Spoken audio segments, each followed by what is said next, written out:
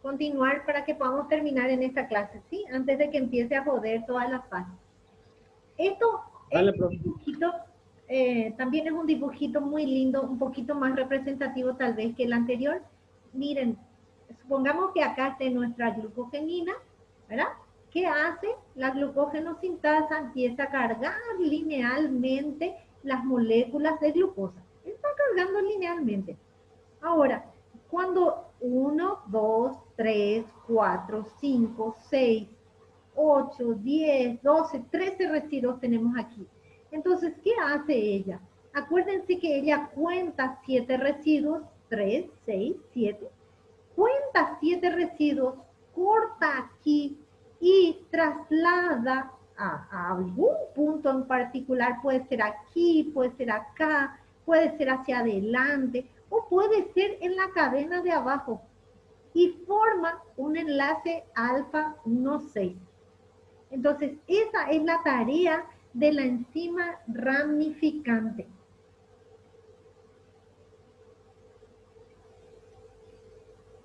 Ahora quiero volver a lo que estábamos viendo anteriormente. Entonces, nosotros vimos hace rato, ¿verdad? Que en la biosíntesis del glucógeno, esto es para repasar, finalmente tenemos la glucógeno sintasa, que es la que carga la molécula de glucosa, y la enzima ramificante, que es la que corta un fragmento y forma una ramificación. Bueno, muy bien. Terminó el asunto, así de sencillo. Ahora nos vamos a la degradación del glucógeno, que también solamente usa 2 enzimas. La glucógeno fosforilasa, que ya le habíamos visto de nombre el semestre pasado, y la enzima desramificante. ¿Cuándo vamos a degradar glucógeno? Cuando hay hipoglicemia, porque el hígado tiene que enviarle glucosa a sus hijos chillones, y cuando hay actividad física intensa en el caso del glucógeno muscular. Los productos, ¿verdad? Porque son dos son los productos de la glucogenolisis, tienen diferentes destinos. Claro, porque el del hígado va a servir para mantener la glicemia plasmática y el que está en el músculo va a servir para que ingrese en la glicólisis para poder generar ATP. La síntesis del glucógeno y la degradación está coordinada. ¿Qué significa eso? Que como son vías reversas, cuando uno está prendida, la otra tiene que estar apagada. Y viceversa. ¿Cómo se dice en bioquímica eso? Cuando una vía está activada, la otra debe estar inhibida. Entonces, las enzimas se regulan de forma paralela. Cuando a una le cargan fosfato, una se activa, a la otra también le cargan el mismo fosfato, pero se inhiben o se inactivan. Consta de 2 pasos. El primer paso se llama fosforólisis y la enzima que cataliza esa reacción se llama glucógeno fosforilasa. Asa significa hidrólisis, o sea que hidroliza fósforo junto con glucosa, dentro de un ratito vamos a ver, formando parte del glucógeno. Pero para eso incorpora una molécula de fósforo y corta para liberar ya una molécula que va a tender a permanecer dentro de las células para no salir tan rápido. La primera enzima se detiene a 4 residuos antes del punto de ramificación. ¿Qué hace a continuación la enzima desramificante? La otra se llamaba ramificante. Esta desramificante cuenta 3, corta y lo traslada a la porción lateral. Entonces sobra un único residuo que está unido por enlace alfa 1,6 y a continuación rompe ese único residuo y libera glucosa libre. Quiero que miren la diferencia entre hidrólisis y fosforólisis. En la fosforólisis se agrega un fosfato al carbono número 1 de la glucosa, ese era el carbono número 1, carbono número 4, carbono número 1, carbono número 4. Se agrega un fósforo que proviene del ATP y se libera glucosa 1-fosfato. Entonces, la glucógeno fosforilasa reconoce el carbono número 1, le carga allí un fosfato y rompe. Reconoce el carbono número 1, carga un fosfato y rompe. Y se detiene a 3 residuos antes del punto de ramificación. Este dibujito ya es más lindo, ya es espectacular. Entonces, la glucógeno fosforilasa va a cortar este, y se va a detener a 4 residuos antes del punto de ramificación. Esta actividad se llama fosforólisis. ¿Qué hace a continuación la enzima desramificante? Corta estos 3 y lo traslada a esta colita que está acá abajo. Entonces sobra un solo residuo unido por enlace alfa 1,6. ¿Qué hace a continuación? Corta este único residuo y es lo único que libera. Libera glucosa 1-fosfato, glucosa libre. Sin embargo, la glucógeno fosforilasa libera como producto glucosa 1-fosfato. Entonces, ¿cuáles son los productos de la degradación del glucógeno? Glucosa libre y glucosa 1-fosfato. El 90% es glucosa 1-fosfato y solamente el 10% es glucosa libre.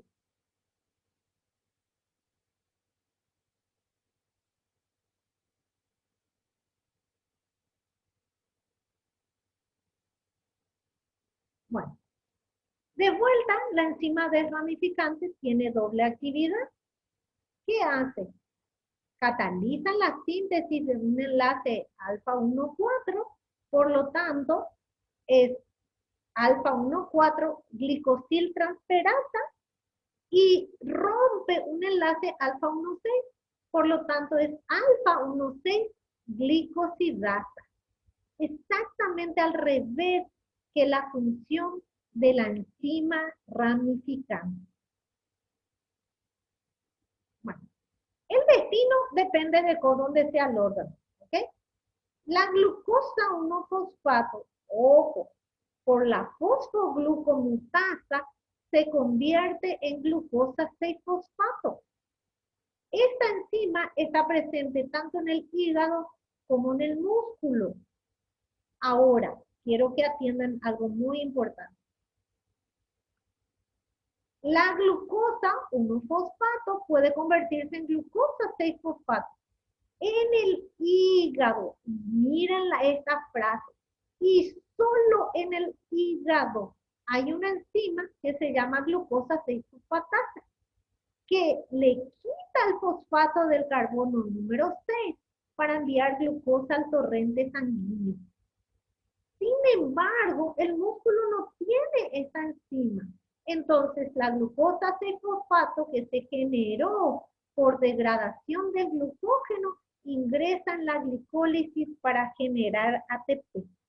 El ATP se utiliza para la contracción muscular.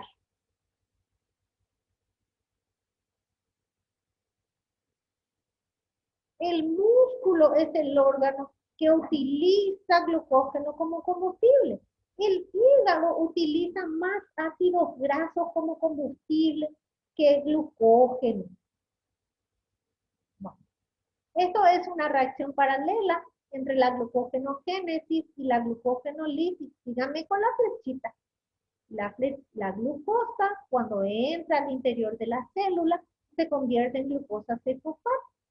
Por la mutasa se convierte en glucosa 1-fosfato, que reacciona con UTP para generar UDP-glucosa, y por la acción de la glucógeno sintasa más la enzima ramificante se almacena como glucógeno. El glucógeno, por acción de la glucógeno fosforilasa y la enzima desramificante, miren la flechita, se convierte en glucosa 1-fosfato. La glucosa 1-fosfato por la mutasa se convierte en glucosa 6-fosfato. Y por la fosfatasa, y acá dice, ojo, solo en el hígado se convierte en glucosa libre. Y miren la flechita, la glucosa libre puede salir al torrente sanguíneo. Acá este esquemita es precioso porque explica completamente qué es lo que ocurrió en ambas vías metabólicas.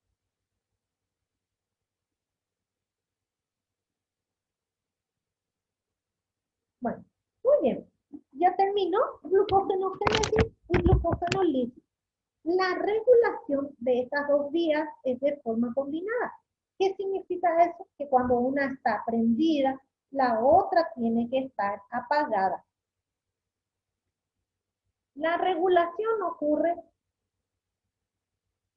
por diferentes mecanismos. Una de ellas es la regulación alostérica. Dentro de un ratito vamos a ver que las dos enzimas tienen varios reguladores alostéricos. Y la regulación hormonal, que normalmente es más duradera, que permite que estas vías se activen minutos, mientras que el otro segundos nada más.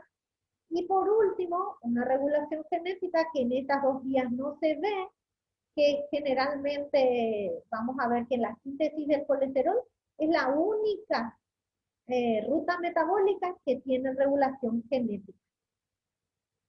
Ahora, lo que nosotros vamos a ver específicamente es regulación hormonal, fosforilación, desfosforilación.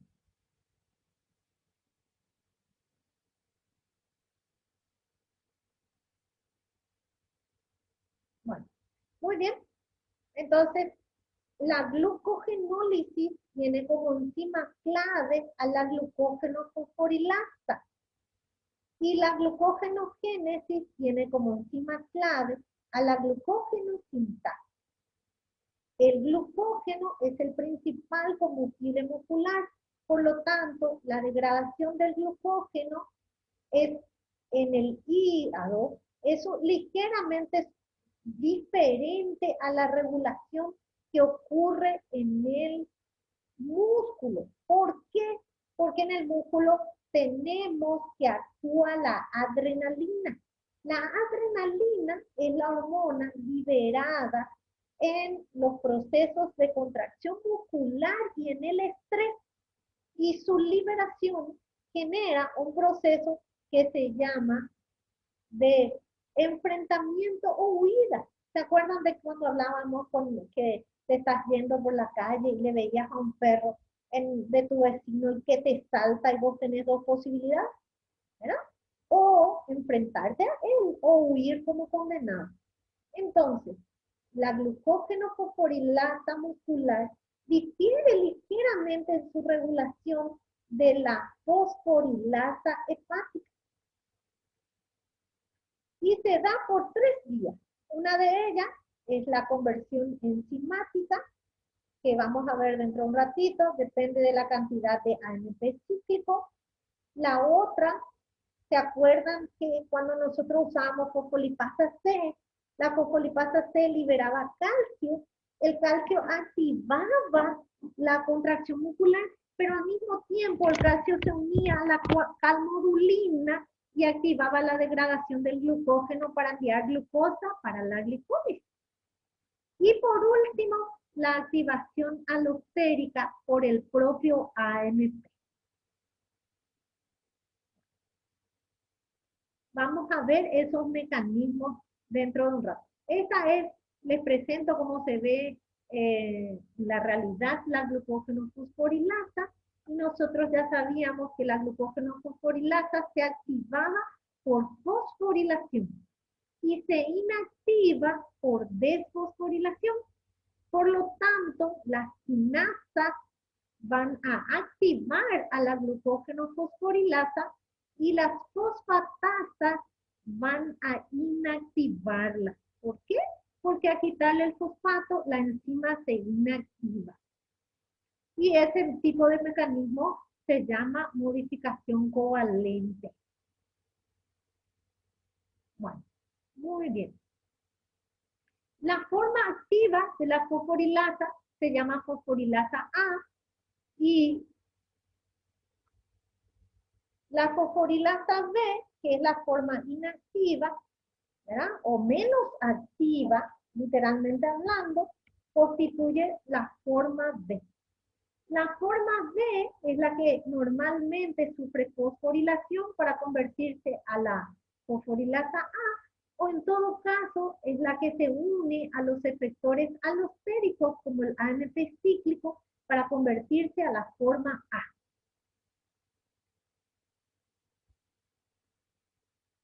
Bueno, muy bien. Esto es lo que nosotros ya sabíamos. La forma A es la forma activa y la forma B es la forma inactiva. La forma B se activa, miren la flechita, por fosforilación. ¿Quién la activa? La fosforilasa quinasa. ¿Quién la activa la fosforilasa quinasa? El AMP cíclico, que era producido por la cascada de activación de adenilato ciclasa. La fosforilasa fosfatasa le quita el fosfato y la inactiva. Esta regulación hormonal nosotros ya sabemos que es activado por la adrenalina.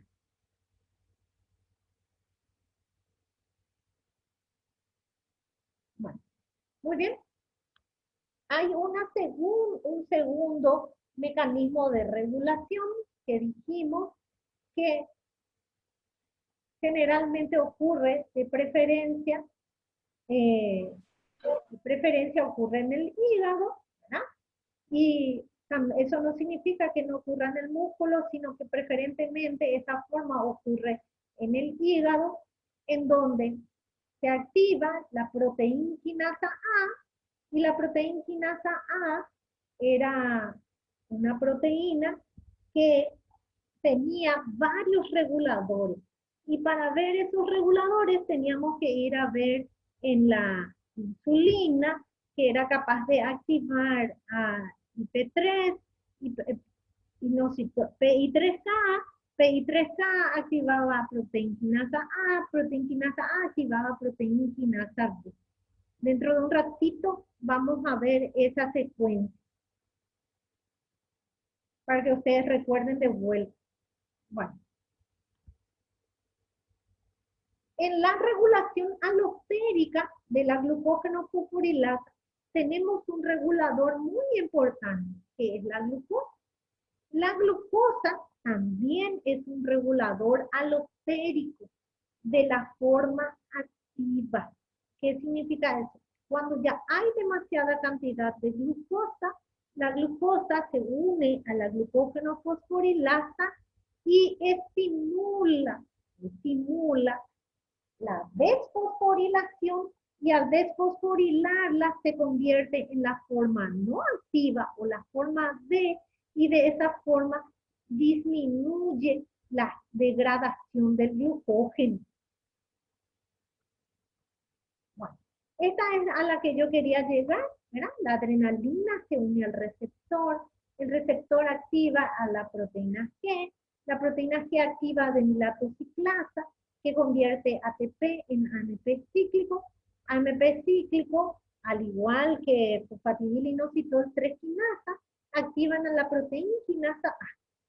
La proteína quinasa A, ¿verdad?, que hacía, fosforilaba a la glucógeno sintasa, que está activa, y al fosforilarle, la glucógeno sintasa se inhibía, por lo tanto se bloquea la glucógeno génesis. Por otro lado, la proteína quinasa A activa a la fosforilasa quinasa, y la fosforilasa quinasa fosforila a la glucógeno sintasa B para convertirla a la forma A, y la forma A degrada glucógeno para liberar al torrente sanguíneo.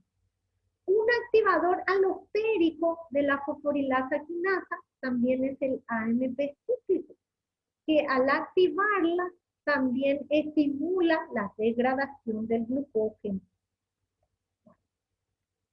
En el músculo hay una vía paralela que es activada por el calcio. Ya dijimos que el calcio se une a la calciocalmodulina y su activación activa a la fosforilasa quinasa. Entonces, si nosotros volvemos a esta, miren, el calcio va a activar a la fosforilasa quinasa y la fosforilasa quinasa va a activar a la glucógeno fosforilasa para hidrolizar glucógeno y liberar glucosa al torrente sanguíneo. Entonces, si ustedes miran, tenemos dos activadores hormonales, tenemos una modificación covalente y tenemos metabolitos alostéricos como el AMP cíclico, la glucosa y el calcio.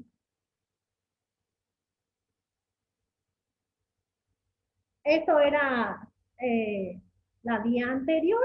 ¿Se acuerdan? El IP3 se une al receptor, el receptor activa la proteína G, fosfolipasa C libera IP3, IP3 en el retículo endoplásmico libera calcio, el calcio se une a la calmodulina que activa la fosforilasa quinasa y la fosforilasa quinasa activa a la glucógeno fosforilasa. Bueno. En el músculo existen dos alternativas. Esto es repetido, un poquito repetido nada más de lo que nosotros vimos. Las hormonas, en la contracción muscular, el calcio, pero hay alguien también muy importante, que es la transmisión del impulso nervioso. El sistema nervioso, tanto simpático como parasimpático, también son capaces de activar o inhibir la síntesis y la degradación del glucógeno. Miren, la insulina es activada, la secreción de la insulina es activada por el parasimpático y el simpático activa la secreción del glucagón.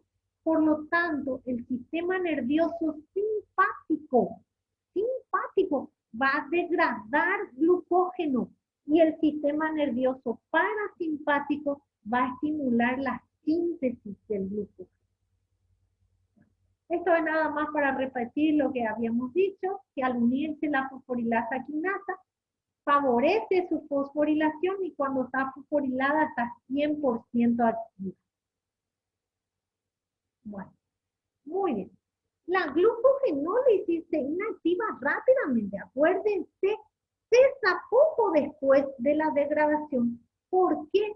Porque no es que ocurre hasta que termine el glucógeno, sino simplemente hasta que se estabilice el problema. La degradación del glucógeno ocurre solamente durante la contracción muscular, solamente para mantener la glucosa dentro del rango y mientras tanto el sistema nervioso le avisa al cerebro, llora porque no tenemos glucosa y el cerebro empieza a tener dolor de cabeza y le avisa al estómago, movete como condenado para avisarle al tipo que tiene que comer algo. Y se contrae el músculo del estómago de tal forma que aparecen todas las señales del hambre, el tipo come glucosa, si no caramelo por lo menos, y de esa manera, cuando ya tiene glucosa circulando, ya cesa la glucógenolisis. Bueno, los mecanismos que inactivan la glucogenolisis son la disminución de AMP cíclicos, por supuesto, la disminución del calcio intracelular, la desfosforilación de la glucógeno fosforilasa o bien de la fosforilasa quinasa y la activación de la glucógeno sintasa.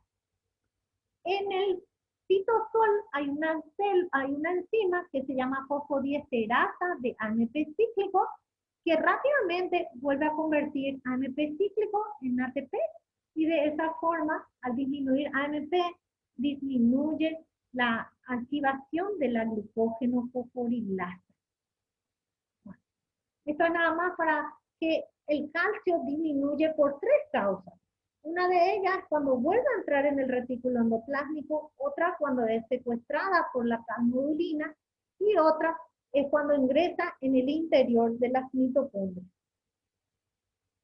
Bueno, la glucogenogénesis es activada por la insulina e inhibida por el glucagón y la adrenalina. quiero mostrarles la vía de activación porque ya es algo conocido. La insulina se une al receptor, el receptor activa la proteína RAS, la proteína RAS activa los sustratos de los receptores de la insulina. Nambrena, luego profesora, ya sé todito por yo. Los sustratos activan a PI3K activa la proteína quinasa B, a la proteína quinasa B, a la glucógeno sintasa quinasa, que le quita el fosfato a la glucógeno sintasa y se convierte en glucógeno sintasa activa y de esa forma se activa la glucógenogénesis. Entonces, ¿quién activa la glucógenogénesis? La insulina. ¿Y quién activa la degradación? El glucagón y la adrenalina. Esta era mi última diapositiva. Nos dio clavadísimo. Voy a dejar mi preguntita de radicales libres y la próxima clase hacemos eso que nos faltó, más calculamos el rendimiento energético. Cuídense mucho porque el clima afuera está muy feo, principalmente la gente que tiene alergia. ¿Ok? Genial, profe. Chao, chao. Gracias.